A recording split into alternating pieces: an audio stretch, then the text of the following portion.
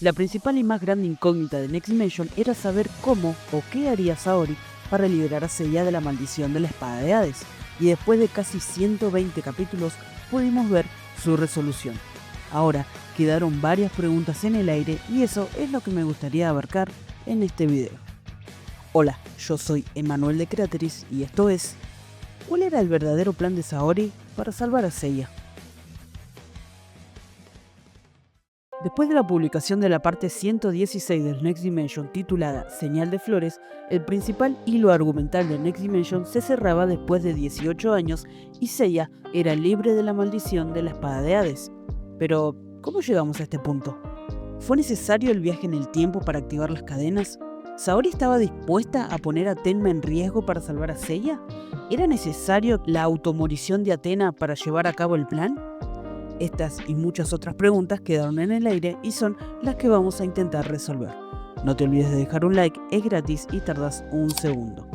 Por cierto, esto es solo mi perspectiva, puedo estar olvidándome de algún detalle que me desmonte todo el video, pero tampoco busco que esto sea la respuesta definitiva. Dicho esto, empecemos.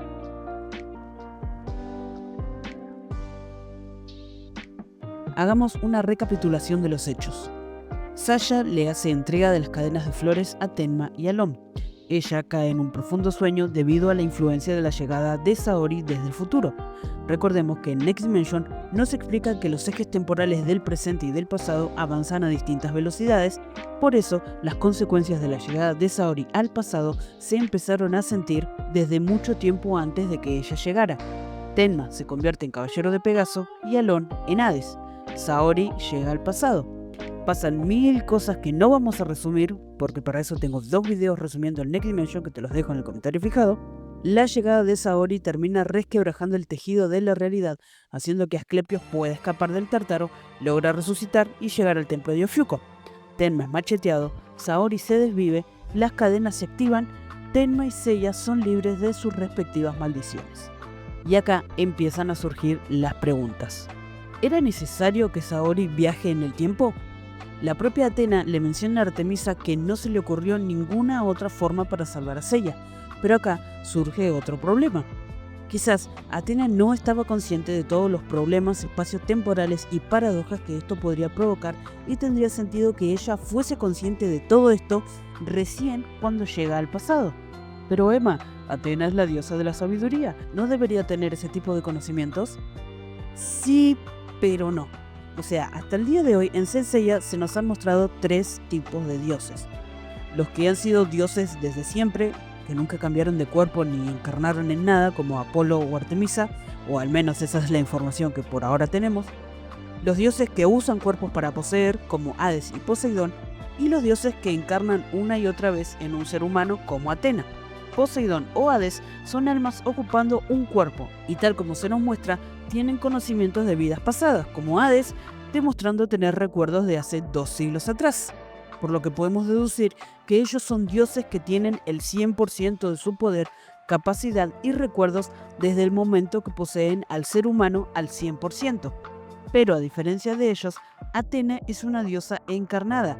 Si bien su alma sí es la misma, no se mueve de cuerpo en cuerpo como si fuesen botellas, es casi como si su poder se reseteara en cada reencarnación. Dicho por la propia Artemisa, Athena es más humana que diosa, por lo que todos los conocimientos y sabiduría que Athena debería poseer como diosa, quizás no estén tan al alcance de Saori. E incluso sabiendo esto, recordemos que aunque sean dioses, estos no son ni omniscientes ni omnipresentes. No olvidemos que a Canon no le tomó demasiado esfuerzo engañar a Poseidón. Pero una vez en el pasado, ¿cuál era el plan? Bueno, dicho por la propia Athena, cuando habló con Artemisa, ir al pasado y destruir la espada de Hades. Pero acá entra la primera variable dentro de todo este desmadre: Cronos y la manipulación de los telómeros de Saori. Recordemos que los telómeros son una parte de la cadena del ADN que está relacionada con el paso del tiempo en el cuerpo. Y aunque Saori estaba plenamente consciente de todo lo que pasaba durante todo el tiempo, en un cuerpo de bebé le era imposible cumplir su cometido. Pero a pesar de todo, cuando pudo tomar una forma más independiente de Shishima, Saori seguía con su plan de irse del santuario como vemos en este panel, donde ella se iba a separar de Shishima. Pero acá entra la segunda variable que terminó de mandar todo al carajo: Asclepios y la serpiente que muere a Saori dejándola al borde de la muerte. El plan de destruir la espada quedó prácticamente descartado del tablero. Pero así como en este juego entraron variables que desacomodaron todo el plan de Saori, también entraron piezas que inclinaron la balanza en favor de Athena, siendo la mayor de todas Sasha y su conexión con Tenma y Alon. Gracias al actuar y las palabras de Sasha hacia Tenma en su pelea contra Wyvern, nos da a entender que Sasha está al tanto de toda la situación. Pero ¿cómo es esto posible si ella ni siquiera estuvo en el santuario? Bueno, acá ya entramos en el terreno de las teorías y las especulaciones.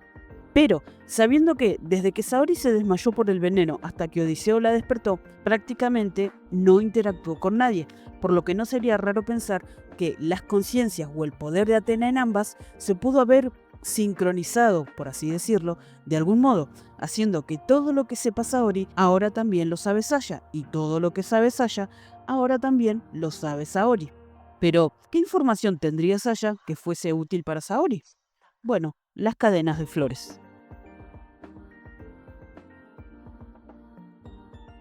Saori se desvive. La cadena de Saori y los caballeros de bronce se dividen en dos, una para volver al presente y la otra se va con Sasha y Tenma. Las cadenas de flores de Sasha, Tenma y Alon se unen. La cadena de flores de Seiya se activa en el presente. La cadena de Saori se suma a la de Sasha y las maldiciones desaparecen. Entonces, mi conclusión de cómo pasó todo esto sería más o menos así. El hecho de que todo se active con la casi muerte de Saori me da a entender de que ella cedió el control del poder completo de Athena a Sasha para que ella pueda liberar a Tenma, ya que Saori no estaba ni en el lugar ni en el momento adecuado para hacer esto, pero Sasha sí.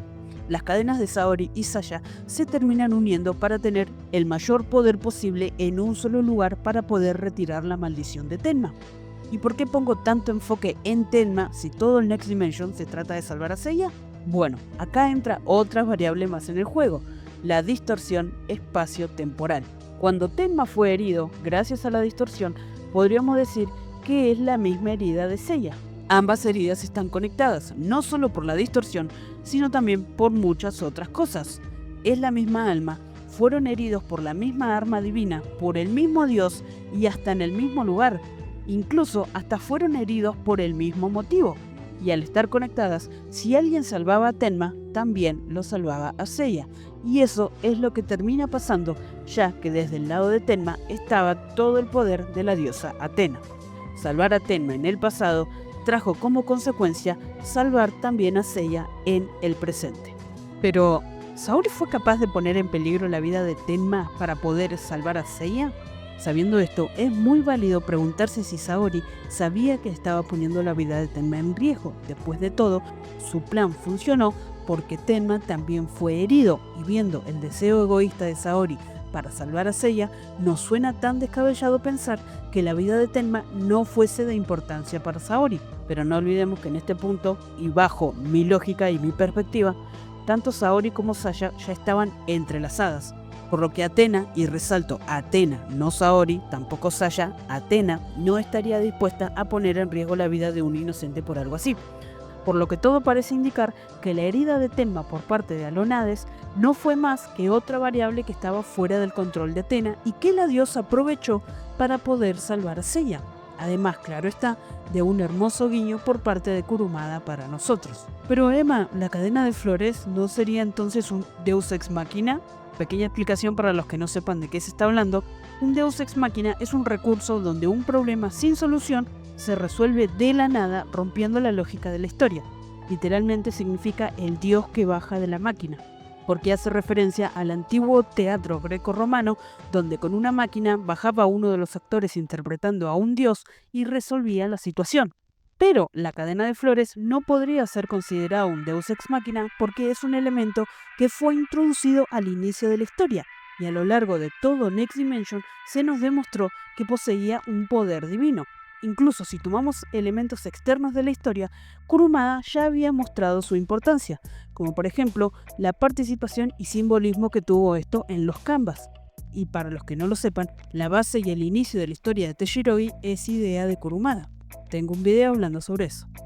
Incluso en el manga precuela del Tenkaigen, Kurumada también nos mostró a Saori dejándole unos cascabeles a Seiya en una clara referencia a lo que en el futuro se terminarían transformando en las cadenas.